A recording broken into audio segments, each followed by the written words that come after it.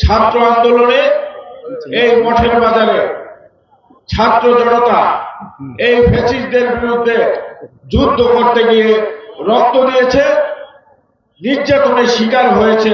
আমাদের এখানে অনেক ছাত্র জনতা আছে যারা এই মঠের বাজারে সেই আওয়ামী ফ্যাসিস্টদের দ্বারা নির্যাতিত হয়েছে। আমি সেই সকল সহযোদ্ধাদের প্রতি কৃতজ্ঞতা জানাচ্ছি। আমরা বলতে চাই, বর্তমান সময়ে আজকে যেই সরকার আছে সেই সরকার আগামী দিনে একটি সুন্দর নির্বাচন বাংলাদেশের মাটিতে উপহার দিবে। যেই ভোটের যুদ্ধ, হাতের যুদ্ধ, মেহনতি মানুষের অধিকারের যুদ্ধ করে বিএনপির হাজার হাজার নেতা কর্মী রাজপথে শহীদ হয়েছিলেন। অনেক সহযোদ্ধাদের ফাঁসি হয়েছে, অনেকে গুলিবিদ্ধ হয়েছে, অনেকে গুম হয়েছে। আমরা এখন পর্যন্ত তাদেরকে জীবিত আছে না আল্লাহ তাআলা কি অবস্থা রাখছেন সেই খবরটা আমরা জানতে পারি নাই। আমরা সেই অবস্থায় আজকে আছি।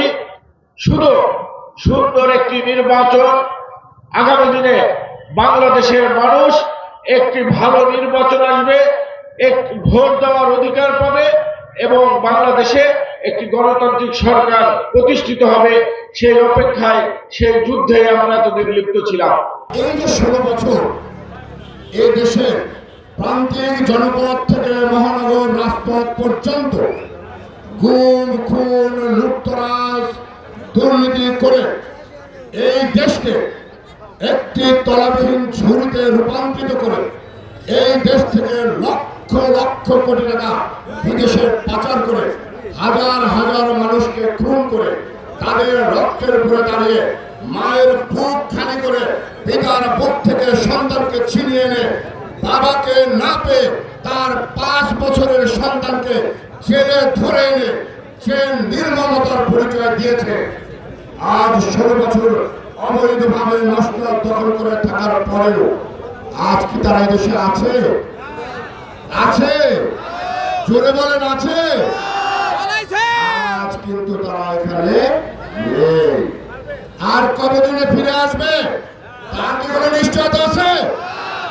আমরা কিন্তু শান্তিপূর্ণ সহাবস্থান করছি, বন্ধুত্ব সুলভ আচরণ করছি, ভাই ভাই সম্পর্ক দেখাচ্ছি। তার মানে কিন্তু মস্করা মনে করেন না, ভাইবেন না। বিএনপি, যুবদল, ছাত্রদল, স্বেচ্ছাসেবক দল, শ্রমিক দল, কৃষক দল, মুক্তিযোদ্ধা দল, দুদল।